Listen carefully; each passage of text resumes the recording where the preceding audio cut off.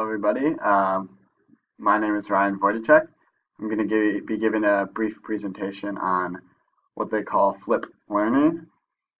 This presentation is focused on Piagetian programs and how the flip learning model can be applied to Piagetian programs within education. So I'm going to begin by giving a brief sum of what flip learning is for those who are not familiar with it. Flip learning focuses on four pillars that are an acronym embodying the term flip. The first is a flexible environment. The flexible environment can also be talked about as student-centered learning, can be talked about in a way that looks at changing the learning environment, the teaching environment, according to the student's needs, how they're being met, and how they're not being met.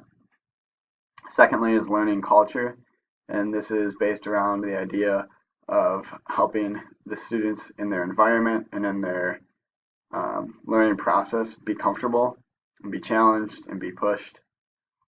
Intentional content looks at applying content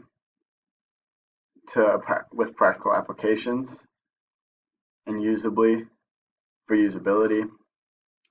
And then professional educator just starts to get at the idea that the educator takes on a different role within a flipped classroom or when performing the flip process.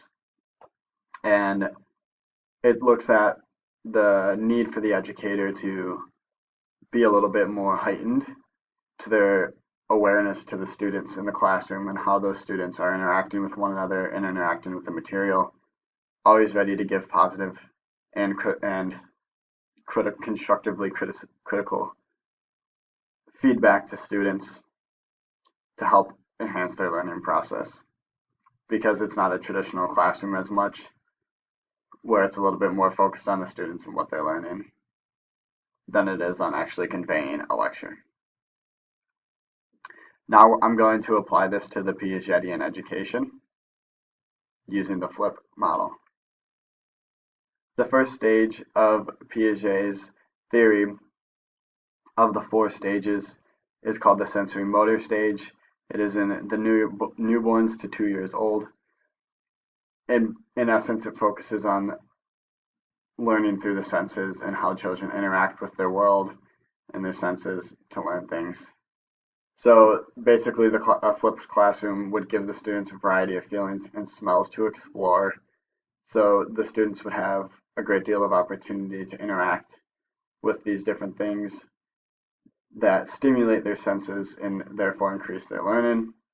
Toys with different feelings that they can explore and touch and interact with, allowing them to learn on different surfaces: carpet, plush carpet, rougher carpet, linoleum, tile, different things like this. Have them touching classroom walls that are of different surfaces. All these things allow the students' mind to be engaged at this stage. And then cooking different foods in the classroom is an idea that would enhance the smells in the classroom and would allow students to come into the classroom every day experiencing new smells and having the classroom change a little bit depending on that, and they'll have to interact with the classroom differently depending on those smells. Next is the pre-operational stage. This focuses on learning through symbols. It's important to note that they still don't have concrete understanding, so they're not able to properly equate those symbols to the symbol's meaning. So another way to say that would be they're able to interpret the sign, but they're not often able to interpret the signet or what the sign embodies. So this learning style, or at this stage, the best thing to do is focus on a variety of symbols in which the students can interact. An example that helps relate symbols to the students is using a bunch of different symbols that they're familiar with. Fast food, brands, superheroes, sports teams, different things like that that the students are familiar with and can interact to enhance their learning process. And then the next thing would just be covering the classroom in a great deal of posters and content containing pictures that enhance themes. So what I mean by that is having pictures that very well embody the themes of the poster. So maybe there's a quote on the poster, or maybe the picture is of a familiar movie the students have all seen, say Frozen, and the picture is a symbol for what the story conveys. So if we continue with Frozen, there would be this happy light feeling to Frozen because that's the message it conveys. Romantic per se, love maybe, and the picture would embody that, and that would help them interact with symbols in a familiar way. The next stage is concrete operational stage, 7 to 12 years old. This is when they begin to think in a logical or linear fashion. However, it's important to remember that this is not too far extenuated in that they can't really consider abstract or hypotheticals. So abstract logical thinking is out, but linear thinking is the focus. So you want to give the students to interact with processes. And some different ways to do that are providing material that looks at the processes within businesses and day-to-day life. And you want students to be able to look at processes and analyze processes they're already familiar with.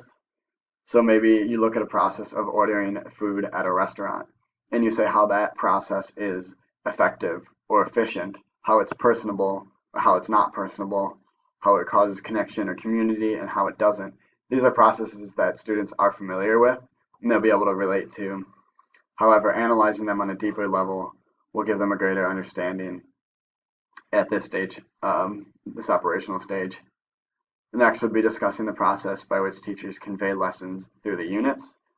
So your teachers are, whether they're aware of it or not, they're going through these processes during teaching and during their lessons. For example, having students line up for class, having students sit in their desks and raise their hand when they have a question. These are all processes in the learning and in the classroom that have meaning and have purpose. And it's another example of a process that students are familiar with and could analyze logically that doesn't extenuate too far into the hypotheticals.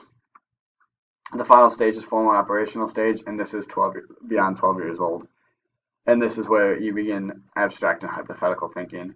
So it's important to encourage critical thinking and the ability to analyze things in a critical fashion and be able to take the pros and cons and the weights of things so that students are well able to defend themselves against rhetoric, for example. So you want to give students a critically constructive classroom environment. Critically constructive meaning they are skeptical about the way they approach things and the things they're learning and the different things they're interacting with. However, it's constructive as in it's not negatively critical. It's not just deconstructing everything. Rather, it's deconstructing in order to build a new understanding or an improved understanding. So you want to consistently convey refutable concepts, challenging pupils to critically respond. So this would be kind of provocative language or asking provocative questions about controversial subject matter that might get students to interact with the material in a way that they have to analyze deeply the concepts and then present an argument based on their understanding for those concepts. Next would be presenting bodies of information to students with incomplete information. So you could give them a text or an argument or a news article that clearly lacks the proper amount of information to understand the concept. And then you can have them analyze it in a way that they either find the new information to fill in the gaps, or they have to just refute the information they have to refute the argument with the information given.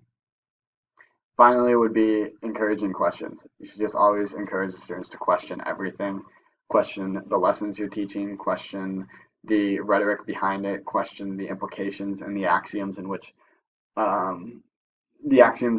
these lessons derive and the implications from which they convey upon teaching them. And encouraging that questions and those skepticisms will allow deeper and more enhanced critical thinking. And then you can begin to get into controversial, refutable concepts and discussions from that. I just want to give a special thanks to visiblelearning.org. This is where the information that I gathered on flipped learning and Piagetian learning came from. So you can visit the website in the link below, which is just visiblelearning.org/glossary in order to find more information. Thanks for watching.